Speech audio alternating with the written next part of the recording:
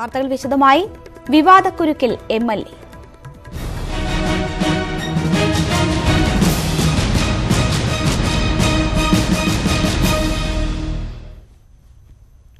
മൂന്നാർ വിവാദത്തിൽ കർശന നടപടികളുമായി സബ് കളക്ടർ മുന്നോട്ട്. Devikulam MLA S. രാജേന്ദ്രന്റെ സ്ഥലത്ത് സബ് കളക്ടർ രേണുരാജ് പരിശോധന നടത്തി. S. രാജേന്ദ്രന്റെ മൂന്നാർ ഇക്കാനഗറിലെ വീടിനടുത്തുള്ള നിർമ്മാണ പ്രവർത്തനങ്ങളാണ് സബ് കളക്ടർ പരിശോധിച്ചത്. സർക്കാർ സ്ഥലം കയ്യേറി മണ്ണിട്ട് നികത്തിയെന്ന പരാതിയെ തുടർന്നാണ് പരിശോധന നടത്തിയതെന്ന് രേണുരാജ് ന്യൂസ് 18നോട് പറഞ്ഞു. തൊട്ടടുത്തുള്ളൊരു ഭൂമിയിൽ ഇന്നലെ രാത്രി മണ്ണടിക്കുന്നുണ്ടെന്ന് പറഞ്ഞിട്ടൊരു ഇൻഫർമേഷൻ ഉണ്ടായിരുന്നു. അപ്പോൾ അത് നോക്കാൻ വേണ്ടിയിട്ടാണ് പോയത്. അത് നോക്കാൻ അതിൻ്റെ ഡീറ്റെയിൽസ് എടുക്കാനും ലാൻഡിൻ്റെ സ്റ്റാറ്റസ് നോക്കാനും വില്ലേജ് ഓഫീസറെ ഏൽപ്പിച്ചിട്ടുണ്ട്. അത് ആരുടെ ലാൻഡാണെന്നുള്ളത് ഐഡന്റിഫൈ ചെയ്തിട്ടുണ്ടോ? അത് ഐഡന്റിഫൈ ചെയ്യാൻ വേണ്ടിയിട്ടാണ് വില്ലേജ് ഓഫീസറോട് വില്ലേജ് രേഖകൾ പരിശോധിച്ച് സർക്കാർ ഭൂമിയാണോ എന്നുള്ളത് കണ്ടുപിടിക്കാൻ ഏൽപ്പിച്ചിട്ടുണ്ട്.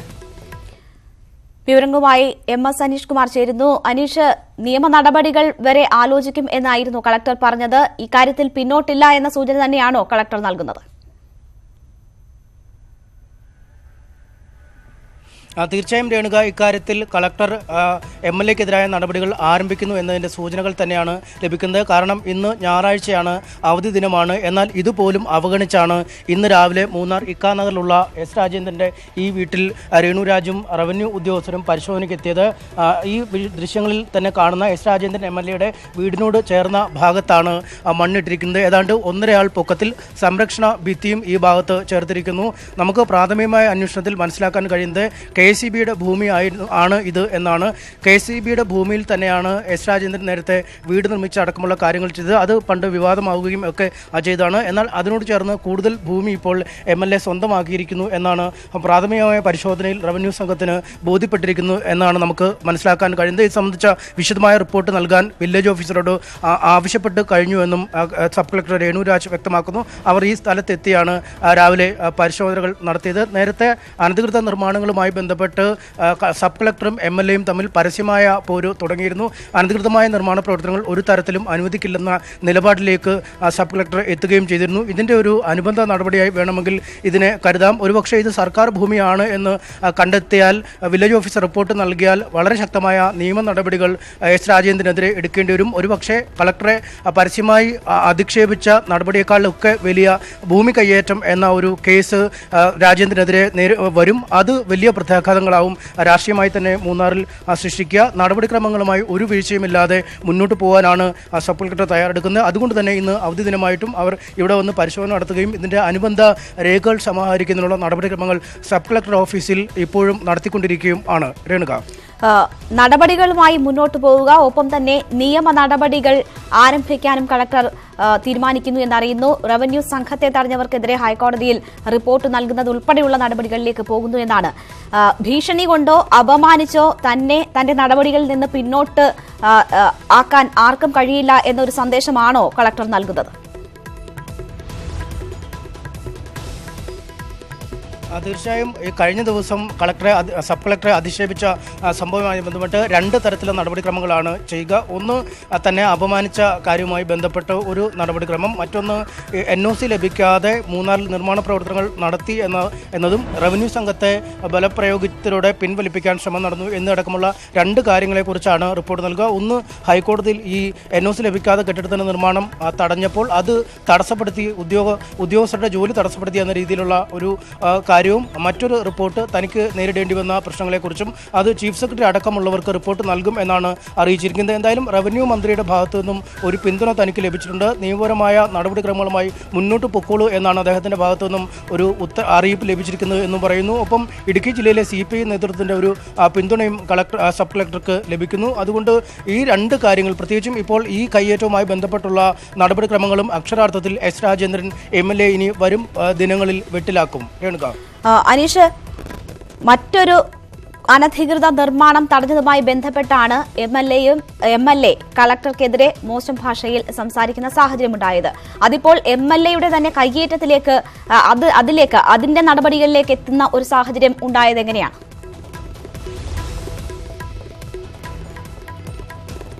രേണു, തീർച്ചയായും രേണുക, ഈ മൂന്നാറിലേക്ക് ഇവർ സബ് കളക്ടർ എത്തിയ ശേഷം നിരവധി നിർമ്മാണ പ്രവർത്തനങ്ങൾക്ക് സ്റ്റോപ്പ് മെമ്മോ നൽകിയിരുന്നു. അത് താരതമ്യേന ചെറിയ നിർമ്മാണ പ്രവർത്തനങ്ങൾ ആയതുകൊണ്ട് തന്നെ വലിയ വാർത്തയിലേക്കോ മറ്റ് വിവാദങ്ങളിലേക്കോ നീങ്ങിയില്ല. ഒപ്പം ചെറുകിട നിർമ്മാണ പ്രവർത്തനങ്ങൾ തകർക്കുന്നതിനുള്ള നീക്കവും അവരുടെ ഭാഗത്തുനിന്നുണ്ടായി. അതിൻ്റെ ഒരു എന്ന രീതിയിൽ തന്നെയാണ് പഞ്ചായത്തിൻ്റെ നേതൃത്വത്തിൽ നടന്ന ഷോപ്പിംഗ് കോംപ്ലക്സിൻ്റെ നിർമ്മാണം തടയുന്ന അവസ്ഥയിലേക്ക് കാര്യങ്ങൾ നീങ്ങിയത്. അതായത് കേവലം ഷോപ്പിംഗ് കോംപ്ലക്സിന്റെ നിർമ്മാണം തടഞ്ഞതിൽ ചൊല്ലി മാത്രമല്ല എതിർപ്പ് ഉയർന്നിരിക്കുന്നത്. ഇത്തരത്തിലുള്ള വിവിധ നിർമ്മാണ പ്രവർത്തനങ്ങളെ ചൊല്ലിയുള്ള പ്രശ്നം തന്നെയാണ്. ഒപ്പം MLAയുടെ നിർമ്മാണ പ്രവർത്തനങ്ങൾ ഇന്നലെ രാത്രി ഈ സംബന്ധിച്ച് തനിക്ക് ഫോണിൽ പരാതി ലഭിച്ചു എന്നാണ് രേണുരാജ് നേരത്തെ നമ്മോട് പറഞ്ഞത്. എന്നാൽ അത് പരാതി ലഭിച്ചപ്പോൾ താമസം വിന അവധി ദിനമായത് ഒഴിവാക്കി തന്നെ അവർ ഈ കയ്യേറ്റം പരിശോധിക്കാൻ എത്തുകയും ചെയ്തിരിക്കുന്നു.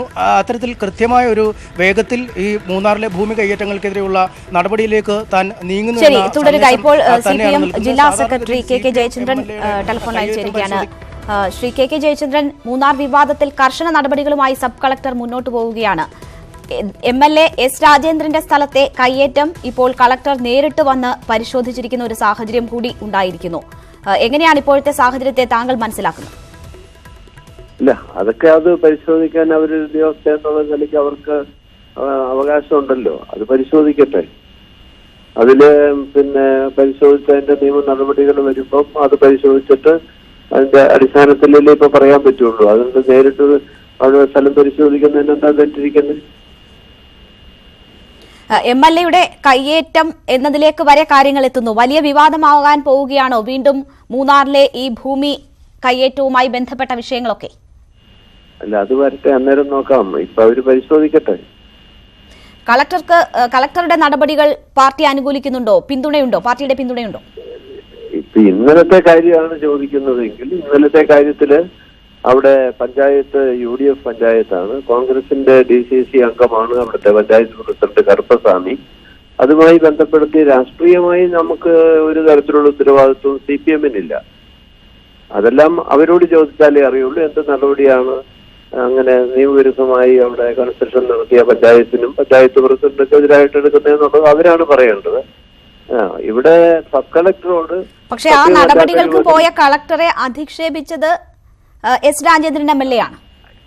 അതുകൊണ്ടാണ് S രാജേന്ദ്രൻ MLAയോട് എന്തുകൊണ്ടാണ് കളക്ടറോട് മോശമായി സംസാരിച്ചത് എന്ന വിഷയം അന്വേഷിക്കാനും അങ്ങരോട് അതിന് ചോദ്യം ചെയ്യാനും തീരുമാനിച്ചിട്ടുള്ളത്, സമാധാനം ആവശ്യപ്പെടാൻ തീരുമാനിച്ചിട്ടുള്ളത്. അതിന്റെ അടിസ്ഥാനത്തിൽ പരിശോധിക്കും. മറ്റു കാര്യങ്ങൾ അവിടെ കൺസെഷൻ. അപ്പോൾ ആ MLAയുടെ ആ നടപടിയെ പാർട്ടി ഒരിക്കലും അനുകൂലിക്കുന്നില്ല. അതിലുള്ള നിലപാട് എന്താണ്? ഇപ്പോൾ പ്രതിപക്ഷം അതൊരു വലിയ വിഷയമായി തന്നെ ഏറ്റെടുക്കുന്നുണ്ട്.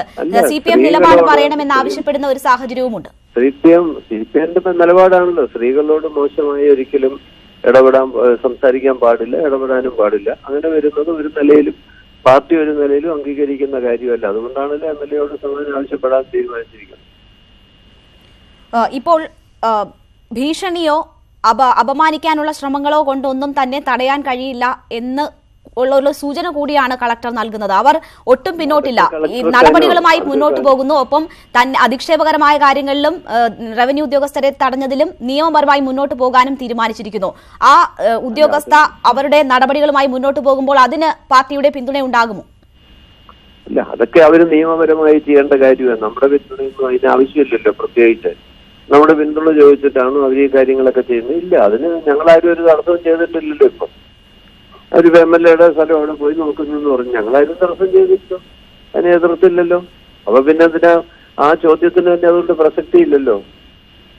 ശരി, തുടരുക ദയവായി. താങ്കൾ ഇപ്പോൾ ജോസഫ് വാഴക്കൻ കൂടി ടെലിഫോൺ ലൈനിൽ ചേരുകയാണ്. ശ്രീ ജോസഫ് വാഴക്കൻ, S രാജേന്ദ്രൻ MLAയുടെ സ്ഥലം അവർ കയ്യേറി എന്ന് പറയുന്ന സ്ഥലത്ത് സബ് കളക്ടർ രേണുരാജ് ഇന്ന് പരിശോധന നടത്തുകയായിരുന്നു.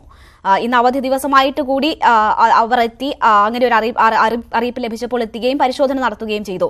ഒരു തരത്തിലും തന്റെ നടപടികളിൽ നിന്ന് പിന്നോട്ട് പോവില്ല എന്നൊരു സൂചനയാണ് കളക്ടർ നൽകുന്നത്. ഇപ്പോഴത്തെ സാഹചര്യത്തെ താങ്കൾ എങ്ങനെ കാണുന്നു? ദേവികുളത്ത് ഒരു സബ് കളക്ടർമാർക്കും പ്രവർത്തിക്കാൻ കഴിയാത്തൊരു സാഹചര്യമാണ്. ഇതിപ്പം 5ാമത്തെ സബ് കളക്ടർ മറ്റാണ് ഈ ഗവൺമെന്റ് വന്നതിന് ശേഷം അവിടെ വരുന്നത്. അവരൊരാൾക്ക് ഏത് ഉദ്യോഗസ്ഥർ, ഇപ്പൊ ഏതെങ്കിലും ഒരു ഉദ്യോഗസ്ഥരുടെ കാര്യത്തിലാണെങ്കിൽ നമുക്ക് ഇനി അവരുടെ ഭാഗത്തുണ്ടായ തെറ്റാണെന്ന് പറയാം. ഏത് ഉദ്യോഗസ്ഥർ വന്നാലും സബ് കളക്ടറായി RDO ആയി ആ ഭാഗത്ത് ഒരു ഉദ്യോഗസ്ഥന് പോലും വർക്ക് ചെയ്യാൻ കഴിയില്ല. കമ്മ്യൂണിസ്റ്റ് മാർക്സിസ്റ്റ് പാർട്ടിയുടെ ആളുകളുടെ ഇത്തരത്തിലുള്ള പ്രവൃത്തി കൊണ്ട്. അത് ഇദ്ദേഹം മാത്രമല്ല, രാജേന്ദ്രൻ മാത്രമല്ല, MM മണി ഇവരുടെ മന്ത്രി എന്താ ആ വിളിച്ച പച്ച ചീത്തയെ വിളിക്കത്തുള്ളൂ. എന്തൊരു സംസ്കാരമാണെന്ന്. അത് തന്നെ രാജേന്ദ്രന് ഇതൊക്കെ മാർക്സിസ്റ്റ് പാർട്ടി ഇതിനൊക്കെ വളം വെക്കുക. പിണറായി വിജയൻ ഇതിനെ മുഴുവൻ ന്യായീകരിക്കുകയാണ്. നേരത്തെ ഇവരുടെ ഭാഗത്തുനിന്ന് നടക്കുന്ന ഇത്തരത്തിലുള്ള ഉദ്യോഗസ്ഥന്മാർക്ക് നേരെ മാത്രമല്ല അവിടെ നടക്കുന്ന എല്ലാ തരത്തിലുള്ള നിയമവിരുദ്ധ പ്രവർത്തനങ്ങൾക്കും മാർക്സിസ്റ്റ് പാർട്ടി പിണറായി വിജയൻ ഇതിന് ചുക്കാൻ പിടിക്കുകയാണ്. അതാണ് അതിനെ എല്ലാ തരത്തിലും ന്യായീകരിക്കുകയാണ്. പണ്ട് ശ്രീ അച്യുതാനന്ദന്റെ കാലഘട്ടത്തിൽ അദ്ദേഹം അങ്ങോട്ട് പൊക്കാനായ ആളുകളെ വിട്ടപ്പോ ഇതേ ആളുകൾ അന്ന് അച്യുതാനന്ദന്റെ ഗ്രൂപ്പിൽപ്പെട്ടവരായിരുന്നു ഇവര് തന്നെ ആ ഉദ്യോഗസ്ഥരെ കല്ലെറിഞ്ഞെടുത്തെറിയാനും ശ്രീ MM മണിയുടെ നേതൃത്വത്തിൽ ആക്രമിക്കാനും പുലഭ്യം വിളിക്കാനും ഒക്കെ നിന്നപ്പോ. പക്ഷേ ഇവിടെ ശ്രീ ജോസഫ് വാഴക്കൻ KK ജയചന്ദ്രൻ തന്നെ സൂചിപ്പിക്കുന്നു ഇത്തരം അധിക്ഷേപകരമായ പരാമർശങ്ങളെയോ അല്ലെങ്കിൽ സ്ത്രീകൾക്കെതിരായ അത്തരം പരാമർശങ്ങൾ ഒന്നും തന്നെ അംഗീകരിക്കുന്നില്ല, അതിൽ വിശദീകരണം തേടിയിട്ടുണ്ട് എന്ന് അദ്ദേഹം പറയുന്നു. ഇതുവരെയുള്ള ഈ കാര്യങ്ങളിൽ CPM സ്വീകരിച്ചിട്ടുള്ള നിലപാട് അതിൽ താങ്കൾ എന്തെങ്കിലും തെറ്റ് കാണുന്നുണ്ടോ? എന്ത് വിശദീകരണമെന്ന ഇപ്പൊ വിശദീകരണം എന്നുള്ള വാക്ക് തന്നെ നേരിട്ട് ജയചന്ദ്രൻ പറയുന്നില്ല. അതിന് ഞങ്ങളെ ചോദ്യം അങ്ങനെ സമാധാനം എന്നൊക്കെ പറഞ്ഞിങ്ങനെ അങ്ങനെയാണെങ്കിൽ ആർജവം ഉണ്ടെങ്കിൽ നേരെ MLA ഞങ്ങൾ വിശദീകരണം ചോദിച്ചിരിക്കുന്നു, ഇന്ന് ഇത്ര മണിക്കൂറുണ്ട് അല്ലെങ്കിൽ ഇത്ര മണിക്കൂറിനുള്ള ഇത്ര ദിവസത്തിനുള്ള മറുപടി കിട്ടട്ടെ, ഇതൊന്നും ഞങ്ങൾ വെച്ചു ഉറപ്പിക്കില്ല എന്നൊരു വാക്ക് പറയാൻ പറ്റുമോ? അതൊന്നും പറ്റില്ല. ഇതൊക്കെ അവിടെ എല്ലാ തരത്തിലുള്ള പ്രവർത്തനങ്ങൾക്ക് ഇവർക്ക് കുറെ ആളുകൾക്ക് അങ്ങ് അരിഞ്ഞാടാനുള്ള അവസരമായി. ഇത് ഇന്നലെ തുടങ്ങിയതല്ല, ഇത് കാലം കുറെ ആയി തുടങ്ങിയിട്ട്. ഒരു ഉദ്യോഗസ്ഥന് ജീവഭയമില്ലാതെ ജീവിക്കാൻ കഴിയാത്തൊരവസ്ഥ ഇന്ന് മൂന്നാറിലുള്ളത്. ഇത് ഇപ്പോ വടക്കരയിൽപ്പെട്ടിട്ടുള്ള CPI ഉൾപ്പെടെയുള്ള ആളുകളൊക്കെ ഇതിനെ എതിർക്കുന്നില്ല. അവർക്കൊക്കെ പറയുന്നതിന് പുല്ല് വിലയല്ലേ. CPIയുടെ മന്ത്രിയോ റവന്യൂ മന്ത്രിയോ അവരാരെങ്കിലും പറയുന്നത് അവിടുത്തെ പ്രാദേശികമായിട്ട് ഇപ്പം ജില്ലാ സെക്രട്ടറി ശിവരാമന്റെ ഒക്കെ സ്റ്റേറ്റ്മെന്റ് കണ്ടു. അതിനൊക്കെ എന്ത് വിലയാണ് അവിടെയുള്ളത്? അവിടെ ഒരു മന്ത്രിയുടെ നേതൃത്വത്തിലാണ് ഈ പറയുന്ന ഈ അഴിഞ്ഞാട്ടങ്ങളൊക്കെ നടക്കുന്നത്. CPMന്റെ അഴിഞ്ഞാട്ടമാണ്. അതിനെ എതിർക്കാനൊന്നും ഇന്നിവിടെ ആർക്കും കഴിയില്ല. ഉദ്യോഗസ്ഥര് ജീവനിൽ ഭയമുള്ളവർ അവിടെ പോകരുത് എന്നുള്ളത് മാത്രം ഒരു സന്ദേശമായി ഇപ്പൊ പുറത്തോട്ട് വരുന്നത്. ഇതൊന്നും വെച്ചു പൊറുപ്പിക്കാൻ പറ്റുന്ന കാര്യമല്ല. ശരി, ശ്രീ KK ജയചന്ദ്രൻ, താങ്കൾ കേട്ട് കാണുമല്ലോ ജോസഫ് വാഴക്കൻ പറഞ്ഞത്. വിശദീകരണം തേടി എന്ന് ആർജവത്തോടു കൂടി പോലും പറയാൻ കഴിയുന്നില്ല പാർട്ടിക്ക് എന്ന് അദ്ദേഹം കുറ്റപ്പെടുത്തുന്നുണ്ട്. അപ്പം ഇക്കാര്യത്തിൽ മുല്ലപ്പള്ളി രാമചന്ദ്രൻ CPMന്റെ വനിതാ ശാക്തീകരണം ഒക്കെ ഇതാണോ എന്ന തരത്തിൽ സർക്കാരിന്റെ നേരത്തെ ഇതിനോടുള്ള സമീപനം വെച്ചിട്ട് ഉള്ള ചോദ്യങ്ങൾ ഉന്നയിക്കുന്നുണ്ട്. പാർട്ടിക്ക് മറുപടി പറയാൻ കഴിയാത്തൊരു പ്രതിസന്ധിയിലേക്കാണോ MLA കാര്യങ്ങൾ എത്തിച്ചിരിക്കുന്നത്? ഒപ്പം മന്ത്രിയുടെ പ്രസ്താവനയും അത്രയ്ക്ക് യോജിച്ചതല്ല. ഒരു പ്രതിസന്ധിയും പാർട്ടിയെ സംബന്ധിച്ചിടത്തോളം ഇല്ല. MLAയോട് വിശദീകരണം തേടിയിട്ടുണ്ട്. MLAയുടെ മറുപടി കിട്ടട്ടെ, അതനുസരിച്ച് നിലപാടുകൾ പാർട്ടി പരിശോധിക്കും, തീരുമാനങ്ങൾ എടുക്കും. അതാണ്. രണ്ടാമത്തെ കാര്യം, ഞാൻ ചോദിച്ചതിന് ജോസഫ് വാഴക്കൻ ഒരു മറുപടി പറയണമല്ലോ. അവിടെ കെട്ടിടം പണിതിരിക്കുന്നത് പഞ്ചായത്താണ്. ആ പഞ്ചായത്ത് എന്ന് പറയുന്നത് UDF പഞ്ചായത്താണ്. ആ പഞ്ചായത്തിന്റെ പ്രസിഡന്റ് എന്ന് പറയുന്നത് കോൺഗ്രസിന്റെ DCC അംഗം കറുപ്പസ്വാമിയാണ്. കറുപ്പസ്വാമിയുടെ പേരിൽ ഇവരെന്ത് നടപടിയെടുക്കുമെന്ന് പറയട്ടെ. ശരി, ശ്രീ KK ജയചന്ദ്രൻ, ഇപ്പോൾ അദ്ദേഹം ജോസഫ് വാഴക്കൻ ടെലിഫോൺ ലൈനിലില്ല, അതുകൊണ്ട് തന്നെ ആ കാര്യം ചോദിക്കാൻ കഴിയുന്നുമില്ല. ഇപ്പോൾ ജോൺ പെരുവന്താനം ടെലിഫോൺ ലൈനിൽ ചേരുകയാണ്. ശ്രീ ജോൺ പെരുവന്താനം, താങ്കൾ എങ്ങനെയാണ് ഇപ്പോഴത്തെ സാഹചര്യങ്ങൾ കാണുന്നത്? വീണ്ടും മൂന്നാറിലെ ഭൂമി കയ്യേറ്റം ഒരു വലിയ വിഷയമായി തന്നെ ഉയർന്നു വരുന്നു. MLA ഉൾപ്പെടെ ഭൂമി കയ്യേറിയതിന്റെ ദൃശ്യങ്ങൾ ഉൾപ്പെടെ വരുന്നു. കളക്ടർ അവിടെ പരിശോധനയ്ക്ക് എത്തുന്ന സാഹചര്യമൊക്കെ എങ്ങനെയാണ് താങ്കൾ സാഹചര്യങ്ങളെ കാണുന്നത്? സാമൂഹ്യ വിരുദ്ധന്മാർക്കും ഗുണ്ടകൾക്കും ക്രിമിനലുകൾക്കുമൊക്കെ നാട്ടിൽ രാഷ്ട്രീയ നേതൃത്വത്തിൽ വരാനും ജനപ്രതിനിധികളാവാനും ഒക്കെ അവസരമുണ്ടാകുന്നത് നമ്മുടെ രാഷ്ട്രീയ സദാചാരത്തിന്റെയും ജനാധിപത്യ സംസ്കാരത്തിന്റെയും തകർച്ചയാണ് കാണിക്കുന്നത്. ഇത്തരക്കാരെയൊക്കെ സാമൂഹിക രംഗത്തുനിന്ന് ജനങ്ങൾ തന്നെ ഒഴിവാക്കേണ്ടതാണ്. ഇവരെ സംരക്ഷിക്കുന്ന രാഷ്ട്രീയ പാർട്ടികളുടെ രജിസ്ട്രേഷൻ ഉൾപ്പെടെ വാസ്തവത്തിൽ റദ്ദാക്കേണ്ടതാണ്. ഇങ്ങനെ ക്രിമിനൽ പശ്ചാത്തലമുള്ള ക്രിമിനൽ സ്വഭാവമുള്ള ആളുകൾ എല്ലാ നിയമവാഴ്ചയും ലംഘിച്ചുകൊണ്ട് നിയമത്തിനതീതരായി ഗുണ്ടാരാജിന്റെ പ്രവർത്തനം നടത്തുന്ന സ്ഥിതി വളരെ ദയനീയമായ സ്ഥിതിയാണ്. ഇത് കഴിഞ്ഞ 10-15 വർഷമായി മൂന്നാർ കണ്ടുകൊണ്ടിരിക്കുന്ന ഒരു കാഴ്ചയാണ്. അവിടെ ഇന്ത്യ രാഷ്ട്രീയ ഒരു വിരലും അനുസരിക്കില്ല എന്ന നിലയിൽ അനധികൃതമായി നിർമ്മാണ പ്രവർത്തനം നടത്തുക, ഭൂമി കയ്യേറുക, അതിനെ ചെറുക്കാൻ ശ്രമിക്കുന്ന, അതിനെതിരെ നടപടിയെടുക്കാൻ ശ്രമിക്കുന്ന ഉദ്യോഗസ്ഥന്മാരെ കൈകാര്യം ചെയ്യുക, അവർക്കെതിരെ കുപ്രചരണങ്ങൾ നടത്തുക, അവരെ ഭരണസ്വാധീനം ഉപയോഗിച്ച് സ്ഥലം മാറ്റുക, ഇങ്ങനെയുള്ള പ്രവർത്തനങ്ങളൊക്കെ ചെയ്തുകൊണ്ടിരിക്കുന്നത് വളരെ വർഷങ്ങളായി തന്നെ നമ്മൾ കണ്ടുകൊണ്ടിരിക്കുന്നതാണ്. അവരെയൊക്കെ തന്നെയാണ് വീണ്ടും വീണ്ടും ആ നാട്ടിലെ ജനങ്ങൾ തെരഞ്ഞെടുപ്പ് വിജയിപ്പിച്ചുകൊണ്ടിരിക്കുന്നത്. അപ്പോ ഒരു സംഘടിതമായ കൊള്ള സംഘത്തിന്റെ ഏർവാഴ്ചയാണ് അവർ നടന്നുകൊണ്ടിരിക്കുന്നത് എന്നാണ് ഇതിൽ നിന്ന് വ്യക്തമാകുന്നത്. ഇത് ജനാധിപത്യത്തിന്റെ നാശമാണ് എന്നാണ് എനിക്ക് സൂചിപ്പിക്കാനുള്ളത്. ഇത്തരക്കാർക്കെതിരെ നേടാൻ, ഇത്തരക്കാരെ നിയമപരമായി നേരിടാൻ ഇവിടെ സംവിധാനം ഉണ്ടാകുന്നില്ലെങ്കിൽ വലിയ ദുരന്തത്തിലേക്കായിരിക്കും നമ്മുടെ ജനാധിപത്യ വ്യവസ്ഥ പോകുന്നത് എന്നാണ് എനിക്ക് സൂചിപ്പിക്കാനുള്ളത്. ശരി, വളരെ നന്ദി ശ്രീ ജോൺ പെരുവന്താനം ഞങ്ങളോട് സഹകരിച്ചതിനൊപ്പം കെ ജയചന്ദ്രൻ, ജോസഫ് വാഴക്കൻ പ്രതികരിച്ചത്. ദേവികുളം സബ് കളക്ടറെ തള്ളി വൈദ്യുതി മന്ത്രി എം മണിയും രംഗത്ത് വന്നിരുന്നു. ചില ഉദ്യോഗസ്ഥർക്ക് പിന്നിൽ മറ്റു ചില ശക്തികൾ പ്രവർത്തിക്കുന്നുണ്ട്. എന്നാൽ മന്ത്രിയായതിനാൽ ഇതേക്കുറിച്ച് കൂടുതൽ പറയാൻ കഴിയില്ലെന്നും എം മണി പറഞ്ഞു. ഉദ്യോഗസ്ഥരുടെ മനോഭാവമുണ്ട്, അതിന് കൂട്ടുനിൽക്കുന്ന ശക്തികളുണ്ട്, അങ്ങനെ ഉണ്ട്. അത് ഒരുപാട് പ്രശ്നമുണ്ട്. പിന്നെ മന്ത്രി എന്നതിൽ ഞാൻ അന്വേഷിച്ചിട്ട് അത് സംബന്ധിച്ച് പറയാം. വരുന്നവർ പലപ്പോഴും അവർക്ക് തോന്നുന്നതിലൊക്കെ നിലപാടെടുക്കും. വെങ്കട്ടരാമൻ മുതൽ എല്ലാവരും അങ്ങനെ നിലപാടെടുക്കുന്ന എനിക്ക് തോന്നിയിരിക്കുന്നത്. രേണുരാജിനെ അധിക്ഷേപിച്ച എസ് രാജേന്ദ്രൻ MLA മാപ്പ് പറയണമെന്ന് പ്രതിപക്ഷം. വനിതാ ശാക്തീകരണം പ്രസംഗിക്കുന്ന CPM ഇക്കാര്യത്തിൽ നിലപാട് വ്യക്തമാക്കണമെന്ന് KPCC പ്രസിഡന്റ് മുല്ലപ്പള്ളി രാമചന്ദ്രൻ പറഞ്ഞു. പിണറായി വിജയന്റെ ഭാഷയാണ് അനുയായികളും പിന്തുടരുന്നതെന്ന് മുസ്ലിം ലീഗ് നേതാവ് ഡോക്ടർ MK മുനീർ പ്രതികരിച്ചു. ബഹുമാന്യനായ ജനപ്രതിനിധിയുടെ വാക്കുകൾ CPM ഇന്ന് നേരിടുന്ന ജീർണതയുടെ ഒരു പ്രതിഫലനമായിട്ട് മാത്രമേ കാണാൻ സാധിക്കുള്ളൂ. നീതിപൂർവം സ്ത്രീകളായിട്ടുള്ള ഉദ്യോഗസ്ഥർക്ക് ഈ രാജ്യത്ത് പ്രവർത്തിക്കാൻ സാധിക്കാത്ത ഒരവസ്ഥയിലേക്ക് സർക്കാർ മാറിയിരിക്കുന്നു. എന്ത് സ്ത്രീ സമത്വമാണ് ഇനി ഈ സർക്കാരിന് അവകാശപ്പെടാനുള്ളത്? എന്ത് നവോത്ഥാനത്തെക്കുറിച്ചാണ് ഇനി ഇവർക്ക് പുരപ്പുറത്ത് കയറി പ്രസംഗിക്കാനുള്ളത് എന്ന ചോദ്യം അവശേഷിക്കുക. ഇടവേള. തെരഞ്ഞെടുപ്പ് വാർത്തകൾ.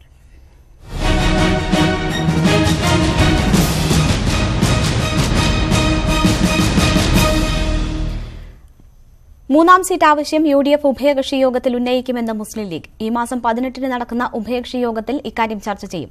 സ്ഥാനാർത്ഥി പ്രഖ്യാപനം അടക്കമുള്ള കാര്യങ്ങൾ അതിനുശേഷമാകും ഉണ്ടാവുക. UDFന്റെ കെട്ടുറപ്പിനെ ബാധിക്കുന്ന ഒന്നും ഉണ്ടാകില്ലെന്നും ഒറ്റക്കെട്ടായി തെരഞ്ഞെടുപ്പിനെ നേരിടുമെന്നും പാർലമെന്ററി പാർട്ടി യോഗത്തിന് ശേഷം PK കുഞ്ഞാലിക്കുട്ടി മലപ്പുറത്ത് പറഞ്ഞു. ഇനി UDFലാണ് അത് സംബന്ധിച്ചുള്ള ചർച്ച നടക്കേണ്ടത്. ആ ചർച്ചയുടെ അടിസ്ഥാനത്തിൽ പാർട്ടി കമ്മിറ്റി കൂടി അവസാന തീരുമാനം എടുക്കേണ്ടത് തങ്ങളാണ്. എന്തായാലും 2ന്റെയും 3ന്റെയും അല്ല, ഞങ്ങൾ അതിലേറെ സീറ്റ് കിട്ടേണ്ട ഒരു ശ്രമത്തിലാണ് അഖിലേന്ത്യാ തലത്തിലുള്ളത്. ശക്തമായ പ്രസൻസ് ആയിരിക്കും ഈ തവണ. ദേശീയ രാഷ്ട്രത്തെക്കുറിച്ച് ബോധ്യമുള്ള മുസ്ലിം ലീഗ് മൂന്നാം സീറ്റിന് വാശി പിടിക്കില്ലെന്ന സൂചനയുമായി KPCC പ്രസിഡന്റ് മുല്ലപ്പള്ളി രാമചന്ദ്രൻ.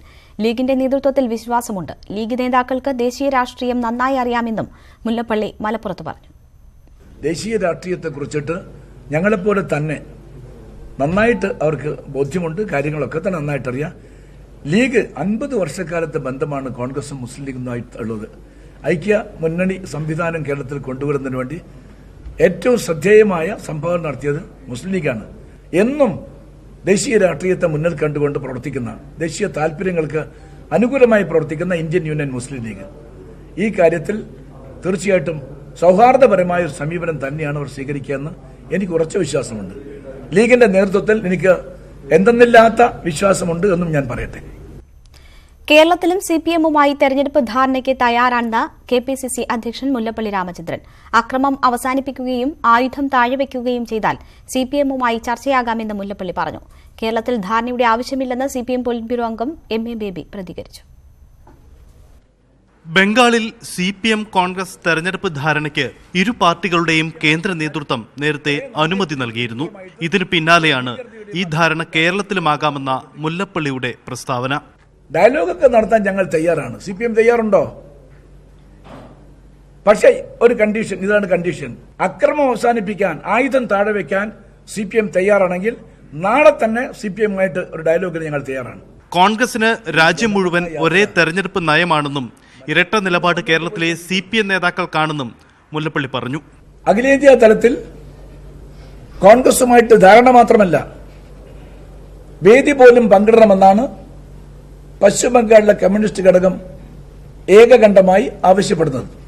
എന്താണ് ബഹുമാനപ്പെട്ട മുഖ്യമന്ത്രിയും ശ്രീമാൻ കോടിയേരി ബാലകൃഷ്ണനും അവിടെ നിലപാടിൽ മാറ്റം വരുത്താത്തത് എന്ന് അവർ വിശദീകരിക്കണം. അതേസമയം മുല്ലപ്പള്ളി രാമചന്ദ്രന്റെ നിർദ്ദേശം CPM തള്ളി. കേരളത്തിൽ അത്തരം ധാരണയുടെ ആവശ്യമില്ലെന്ന് പോളിറ്റ് ബ്യൂറോ അംഗം MA ബേബി. വർഗീയതയെ എതിർക്കുക എന്നതിനൊപ്പം പാർലമെന്റിൽ ഇടതുബലം കൂട്ടുക എന്നതും പാർട്ടിയുടെ നയമാണെന്ന് MA ബേബി. അങ്ങനെ പറയേണ്ട തരത്തിലുള്ള ഒരു അവസ്ഥയിലേക്ക് കോൺഗ്രസ് എത്തിച്ചേർന്നിട്ടുണ്ടോ എന്നുള്ളത് എനിക്ക് അറിഞ്ഞുകൂടാ. കേരളത്തിൽ കോൺഗ്രസിനും UDF-നും LDF-നെതിരായിട്ട് നല്ല നിലയിൽ മത്സരം നടത്താനൊക്കെയുള്ള ശേഷി ഇപ്പോഴും ഉണ്ടെന്നാണ് ഞാൻ മനസ്സിലാക്കുന്നത്. അല്ലാതെ കോൺഗ്രസും LDF-ഉം തമ്മിൽ കേരളത്തിൽ ഒരു ധാരണ എന്തെങ്കിലും ഒരു ആവശ്യത്തിന് ഉണ്ടാക്കേണ്ടതുണ്ടെന്ന് എനിക്ക് തോന്നുന്നില്ല. ബംഗാളിൽ കോൺഗ്രസ് അല്ല ഇപ്പോഴുണ്ടായിരിക്കുന്ന ധാരണയ്ക്ക് പിന്നാലെ നടന്നതെന്ന് പ്രതിപക്ഷ നേതാവ് രമേശ് ചെന്നിത്തല കഴിഞ്ഞ ദിവസം പറഞ്ഞിരുന്നു. ഇരു നേതാക്കളും ലക്ഷ്യം വെക്കുന്നത് ഒന്നു തന്നെ. മതേതര കക്ഷികളുടെ യോജിപ്പിന് തടസ്സം നിൽക്കുന്നത് CPM ആണെന്ന പ്രചരണം കേരളത്തിൽ ശക്തമാക്കുക. ഇത് BJP വിരുദ്ധ വോട്ടുകൾ അനുകൂലമാക്കുമെന്ന് കോൺഗ്രസ് കരുതുന്നു. പിണറായി വിജയന് BJP സർക്കാരിനെ ഭയമാണെന്ന ആരോപണം കോൺഗ്രസ് നേതാക്കൾ തുടർച്ചയായി ആവർത്തിക്കുന്നതും ഇതുകൊണ്ട് തന്നെ. ന്യൂസ് 18 തിരുവനന്തപുരം. BDJSന്റെ സീറ്റുകളിൽ ആര് മത്സരിക്കണമെന്ന് തീരുമാനിക്കുന്നത് BJP അല്ലെന്ന് ചെയർമാൻ തുഷാർ വെള്ളാപ്പള്ളി. തനിക്ക് മത്സരിക്കണമെങ്കിൽ ഏത് സീറ്റ് തരാനും BJPയും RSSും തയ്യാറാകും. 5-6 സീറ്റുകൾ BDJSന് ലഭിക്കുമെന്നും തുഷാർ വെള്ളാപ്പള്ളി തിരുവനന്തപുരത്ത് പറഞ്ഞു. ആദ്യ റൗണ്ട് ഡിസ്കഷൻ കഴിഞ്ഞു. രണ്ടാമത്തെ ഒരു ഫൈനൽ ഡിസ്കഷൻ ഈ ആഴ്ച അവസാനത്തിൽ അടുത്ത ആഴ്ച ഉണ്ടാവും. അത് ഞങ്ങളുടെ സീറ്റ് ആര് മത്സരിക്കണം തീരുമാനിക്കേണ്ടത് BDJS ആണ്. അല്ലാതെ അത് BJP പറയുന്ന ആളിലല്ലല്ലോ ഞങ്ങൾ പറയുന്ന സീറ്റിൽ മത്സരിക്കുന്നത്. എനിക്ക് മത്സരിക്കാൻ ഏത് സീറ്റും കേരളത്തിലൂടെ തരാൻ BJPയുടെയും RSSന്റെയും അല്ലെങ്കിൽ കേന്ദ്ര നേതൃത്വം തയ്യാറാവും. അതിന് യാതൊരു സംശയം വേണ്ട. അതിപ്പോൾ അതൊക്കെ കാര്യം ഞങ്ങൾ ചർച്ച ചെയ്ത് അവസാനം തീരുമാനിക്കേണ്ട കാര്യങ്ങളാണ്. ഞാൻ ഒറ്റയ്ക്ക് പറയേണ്ട കാര്യമല്ലത്. ഏറ്റവും കുറഞ്ഞത് 5 അല്ലെങ്കിൽ 6 സീറ്റ് ഞങ്ങൾ മത്സരിച്ചിരിക്കും. ആന്ധ്രാപ്രദേശ് മുഖ്യമന്ത്രി ചന്ദ്രബാബു നായിഡുവിനെ രൂക്ഷഭാഷയിൽ വിമർശിച്ച് പ്രധാനമന്ത്രി നരേന്ദ്രമോദി. അധികാരത്തിനു വേണ്ടി ഭാര്യാപിതാവ് NT രാമറാവുവിനെ ചതിച്ച വ്യക്തിയാണ് ചന്ദ്രബാബു നായിഡു എന്നായിരുന്നു മോദിയുടെ വിമർശനം.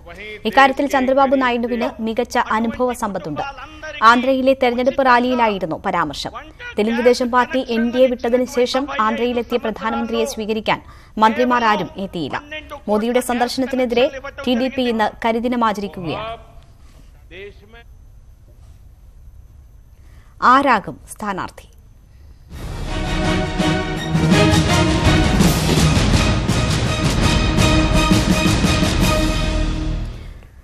പുതിയ പദവിയുടെ പകിട്ടിൽ തിളങ്ങുന്ന KC വേണുഗോപാൽ ആലപ്പുഴയിൽ വീണ്ടും മത്സരിക്കാനിറങ്ങുമോ? ജയസാധ്യതയുള്ള ജനറൽ സെക്രട്ടറിമാർക്ക് മത്സരിക്കാൻ AICC അനുമതി നൽകിയ സാഹചര്യത്തിൽ KC വേണുഗോപാലിന് തന്നെയാണ് സാധ്യത. മറുഭാഗത്ത് LDF ഇനിയും മനസ്സ് തുറന്നിട്ടില്ല.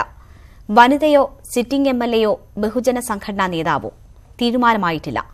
BJP ആകട്ടെ ആലസ്യത്തിലുമാണ്. നിയമസഭാ തെരഞ്ഞെടുപ്പിൽ ഇടതുപക്ഷത്തിന് അനുകൂലമായ കാറ്റാണ് ആലപ്പുഴ ജില്ലയിൽ എപ്പോഴും വീശുക. എന്നാൽ പാർലമെന്റ് തെരഞ്ഞെടുപ്പാവുമ്പോൾ ആ കാറ്റിന്റെ ഗതി ഭൂരിഭാഗം സമയവും വലത്തോട്ടാണ്.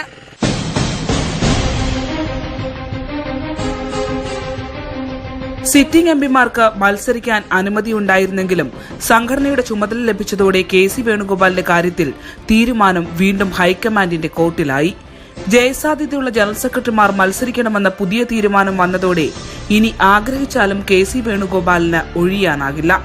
പരാജയഭീതി മൂലമെന്ന പഴി കേൾക്കേണ്ടി വരും. DCC മുന്നോട്ട് വയ്ക്കുന്നതും KCയുടെ പേര് തന്നെ. പാർട്ടി ഹൈക്കമാൻഡാണ് തീരുമാനിക്കേണ്ടതെങ്കിലും അദ്ദേഹം മറിച്ചൊരു കോൺഗ്രസ് ഹൈക്കമാൻഡിൻ്റെ ഏറ്റവും ശക്തനായ ഒരു പ്രതിനിധി എന്ന നിലയിൽ അദ്ദേഹം തന്നെ ഈ തെരഞ്ഞെടുപ്പിൽ മത്സരിക്കാൻ സർവ്വതാ യോഗ്യൻ എന്നാണ് ഞങ്ങൾ കരുതുന്നത്. പിന്നെ പാർട്ടിയാണ് ഒഫീഷ്യലായി പ്രഖ്യാപിക്കുന്നത്, പാർട്ടിയാണ്. പക്ഷേ KC വേണുഗോപാലിന് ഈ ജില്ലയുടെ പാർട്ടിയുടെ പരിപൂർണമായ പിന്തുണയുണ്ട്, ജനങ്ങളുടെ പിന്തുണയുണ്ട്. ദേശീയ തലത്തിൽ കോൺഗ്രസ് പാർട്ടിയുടെ ഏറ്റവും ശക്തനായ നേതാവാണ്. G. സുധാകരനും തോമസ് ഐസക്കുമായിരുന്നു LDFന്റെ ആദ്യ പേരുകൾ. പിന്നീട് അരൂർ MLA AM ആരിഫിന്റെയും CS സുജാതയുടെയും പേരുകൾ കൂടി വന്നു. MLAമാർ മത്സരിക്കേണ്ടതില്ലെന്ന് പ്രഖ്യാപിച്ച G. സുധാകരൻ സ്വന്തം പേരും AM ആരിഫിന്റെ സാധ്യതയും ഒരേ സമയം വെട്ടാൻ ശ്രമിച്ചു. എങ്കിലും KC വേണുഗോപാലിനോട് കിടപിടിക്കുന്ന സ്ഥാനാർത്ഥി എന്ന നിലയ്ക്ക് AM ആരിഫിന് തന്നെയാണ് സാധ്യത. KC വേണുഗോപാലിനെ തോൽപ്പിക്കാൻ കഴിയുന്ന ഒരാളിനെ സ്ഥാനാർത്ഥിയാക്കാം. അതിന് പറ്റിയൊരു കാൻഡിഡേറ്റ് ആയിരിക്കും നമ്മൾ നിർത്തുക.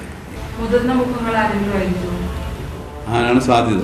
ഡോക്ടർ KS മനോജിനെയും നടൻ മുരളിയെയും ഇറക്കി മുമ്പ് ആലപ്പുഴയിൽ പരീക്ഷണം നടത്തിയ CPM ഇത്തവണ പുതുമുഖത്തെ ഇറക്കിയാലും അത്ഭുതപ്പെടാനില്ല.